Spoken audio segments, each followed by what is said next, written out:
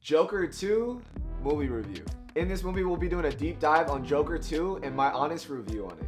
Joker, whatever the title is, I'm gonna call it Joker 2 throughout this entire video because that's like something else I'm gonna touch on that I'm kind of not a big fan of, but it is what it is. So Joker 2 is a sequel to the first 2019 Joker film.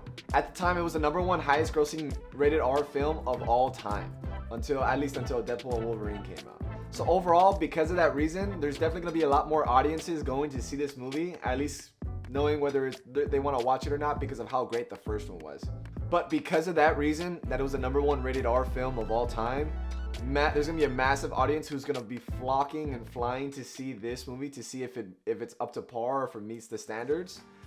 But in reality, most people are gonna realize that it doesn't, and it's not in the slightest at all. But I'll get into that a little bit later. Before going to see this movie, there was 3 dead giveaways that just told me automatically this movie was gonna be bad. One was Lady Gaga. I was like, in my head, like, there was so many different reasons why I thought and knew that they brought her into the movie. Probably name, fame, add an audience to the movie that we're gonna go see it and so on. But honestly, like, just when I heard and seen that they were gonna do her as Harley Quinn, I already knew they fumbled the ball with that. Don't ask, just know that I knew. Just honest opinion. Like, I tend to know what usually works and what doesn't in films, and I usually tend to always be right every time. Second point that I knew the movie was gonna be bad was the musical scenes that I seen in the trailer with Lady Gaga and Joaquin Phoenix, them dancing, singing, doing all this stuff. That was like a 180 and completely different thing from what happened in the first movie. So when I seen that in the trailer and I heard that it was gonna be a musical, automatically I was like, okay, that's another red flag why the movie's not gonna be good. Third reason I knew this movie was gonna be bad was the title. When I heard the title, I was like, oh my gosh. I'm like, that was either a Lady Gaga thing or that was like a Todd Phillip thing. Who's the director? So I was like, I knew they fumbled the ball with those 3 things. I was like, you know what? The movie, those are 3 dead automatic big giveaways that the movie was gonna be bad, and it wasn't pretty. It was just, yeah, that title, I was like, what? I was like, what is going on? In my head, we have like this beautiful, creative masterpiece that came out prior, again, that everybody remembers and loves so much. And then we do this. Like, where was our logic and common sense when we were making this movie? Because they got it and just like hucked it and threw it out the window because it was gone. Like, it didn't even compare. And it's like, I think you could literally ask anybody who has any type of common sense and they'll all tell you the same exact thing, which is like the funniest part to me. Okay, and then for the director of the movie, we have Todd Phillips. And for Todd Phillips, he's the director of the first 2019 successful, was the #1 rated R most gross movie ever, right? We have him, and he also came back to return and to direct this movie. And again, in the beginning, you think, okay, great, looking forward to it. You heard it's coming out, you heard it's being filmed, etc., etc. But obviously, we got what we got, and that it is what it is. But I'll get into that again a little bit later. The beginning was great. The beginning I really liked. It was one of those scenes where it just flushed out what happened in the first movie in this movie to give you some context and lets you know how it went from the first to the second and how we start the film basically. And then the more I started to watch the movie, I started to realize how bony Joaquin Phoenix really is under all that suit and all the prison outfits that he was wearing. In the beginning, they just like show it because like it's creepy and it's like that's kind of like the same tone that they had in the first movie, which was cool. But I don't know, like I thought it added some very good context or like in good like theme and ambiance to the movie, like kind of showing how bony he is and how like creepy and weird he is. But I was just like, oh, it was just like, it was one of those. And then it was at this point in the film where Harley Quinn starts to come into the movie, and when she came in, like, they tried to make it work. But honestly, I just felt so lost and confused, and like she just felt so out of place and like kind of forced in the way they introduced each other. I thought it was very lazy. Like there's so many ways that 2 people can be introduced, and then that's how they meet. Like at a glance. Like I don't know. It was just, it didn't make sense. It didn't make sense to me. I wasn't a big fan of it. It just, Lady Gaga in general just did not belong in the movie. I liked and I would have wanted like a Harley Quinn character to definitely come into this movie to progress the storyline and so on. But Lady Gaga, for one, was not it, and two, like when she came into the movie, it didn't make any sense. It just felt very uncomfortable. We just had to follow along anyways. And then, bro, dude, when Joaquin Phoenix held a microphone, I was like, in my head, I was very livid. I was like, bro, what are we doing right now? I was like, why is Joker holding a microphone? You know what I mean? I was like, why? What is going on? I was like, again, I'm thinking about this Joker. You know what I mean? And then we're also given this. You know what I mean? So it's just like, I was like, I was holding everything that I had in me. I was just like, what are we doing here? Like, at this point in the film, like, I was just like, and this is like maybe, we're like we're like maybe halfway into the film at this point. And I'm already kind of feeling this way. I'm just like, what's going on? And look, I don't hate musicals. I think they could actually be nice in some instances where they work or where they make sense to enhance the story, to make us kind of connect with the character, kind of help us know how they're feeling in certain instances. But in this instance, the musicals and Lady Gaga do not do anything for this film besides maybe entertain us. And it's like, yeah, movies are supposed to entertain us, but it's also a story, right? Movies are basically stories, unless like it's advertised, this is a musical and you paid to go to a musical. And then in this instance, it does not affect the plot or the story at all whatsoever, which was like the biggest thing for me as I was watching this thing. And again, I love movies, so it takes a lot for me to dislike a movie, and for me to dislike it, I was just like, bro, like what is going on? Like you have to do every wrong thing and make every wrong decision to ruin a film. And it's just like, they had this job and they went left. You know what I mean? They went the other way. You know what I mean? All right, like, this is a good idea. Let's not do that. You know, that's what I got from after being halfway watching the film. Dude. And then I don't even correlate the two movies together. Like, they're two massively different pieces.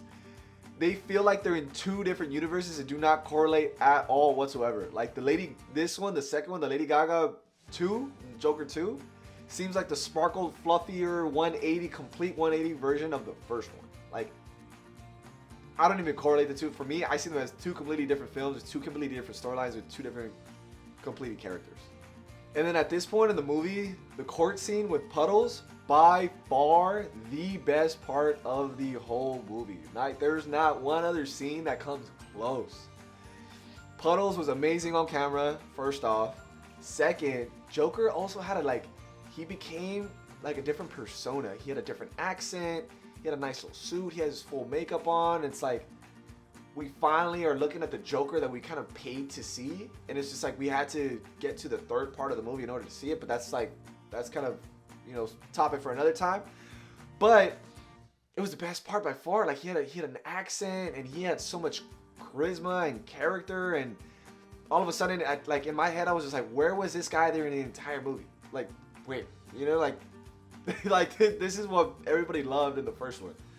And it was just amazing. There was just so much tension between the jury, Puddles, the Joker himself. Absolutely phenomenal. By far the best scene in the movie. I loved it. Okay, look, I don't want to point any fingers, but whoever's creative decision it was to make this movie a musical or to sing at all whatsoever, you dropped the ball. You dropped the ball. Whoever it was, you know who you were, whether it was Todd Phillips or somebody behind him, or even somebody, Lady Gaga, somebody on Lady Gaga's team, whoever it was to even think about going in that direction or adding it whatsoever. Sorry to tell you, but you're the one that dropped the ball. It was literally only and completely your fault. There was actually a third part of the film that I actually really liked, or a certain aspect of it, I should say, and that was when Joker had a blue suit on. Because when he had that blue suit on, it like switched it up and it gave a different tone to the movie, which I really, really surprisingly liked. And I thought it was so good. I was just like, why? In the back of my head, I was like, why couldn't he wear this during the court scene? You know what I mean? Like, it would have popped. It would have made sense. It would have been different. Like, it would have added so much, like, more ambiance and like feeling towards the film. And then look, I know I didn't like the music, and I'll be honest with you, I really didn't at all. But one thing I will say to that as like a caveat is that when Joker started tap dancing, I'm not a big fan of the tap dancing at all. Like it's okay, it's whatever. It's not anything crazy. Like let's be honest. Like you ask anybody that, you know. But in the context that they did it, and with the audio of how great it was of the tap dancing, it was actually really not that bad. I was like, okay. I was like, it was pretty good. I liked it. It ended up being like, for somehow, the best part of the music aspect of the movie, which was very surprising to me. And then overall, towards the end of the movie, I realized I zoomed out of the entire movie. That at this point, like, we're getting towards the end. I already know, like, you could feel it. You just, you know, you're putting the pieces together. At this point in my head, I zoom out. If you zoom out of the movie and kind of break it down into pieces, and you take out all the Lady Gaga and music parts of the movie is the exact same with no impact done to the characters or the plot whatsoever. And then the car bomb at the courthouse, that I did not see coming. That I'll tell you that. When it happened, I was like, okay, wow. I was like, I like that. I was like, I didn't see that coming.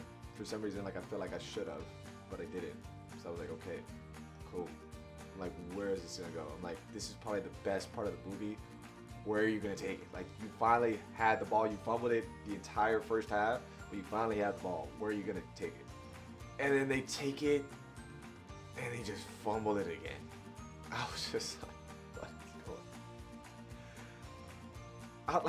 on? The ending was so bad, and I had heard and seen a couple of things that the movie was gonna end in a certain way, but like, I didn't want to believe it until I seen it, and I seen it. And it's just like, to just give you context, he dies, and that's it. There's no real impact to anybody whatsoever, the overall universe, any other character whatsoever at all, even Lady Gaga, just dies and lays down. Like, that's it. Like, I just, when I see that and I think of that, I just think it's very, very, very, very lazy. And it's just like, again, like, I'm watching it and I'm like, in my head, I'm like, bro, what was going through somebody's head? Like, this is a good idea. Let's just do that. Let's just kill him off. Have no real impact. Why not? Then it's the end. Nothing else. Literally, absolutely nothing else. And at this point, I'm like leaving the movie and I'm like, again, this rarely ever happens. I'm leaving the movie, and at this point, I'm like, I kind of wish I got my time back. You know, like, I'm a big movie person, so it's just like, and that's just a lie. So, if I want my time back after watching the movie, you fumble the bag, and it's like, how do you go from great to bad? Like, bad. You know what I mean? And then you were also at like really great. So it's like, you know, it's, I don't know, you lost me at the end. I left, I was not satisfied. And it's like, I should have seen that coming, and I kind of did. Just because when I've seen the trailer, I can usually kind of gauge whether or not a movie's actually going to be good or not with the trailer. Just because of all my experience of just seeing so many movies, so many trailers, I can kind of dictate, kind of gauge whether a movie's going to be good or not. And I kind of knew this one was going to be bad, but that's why you guys have me to do it for you guys, so that way you guys don't have to. So, there's that. Aside from that, thanks for watching. I'll catch you guys in the next one. Peace.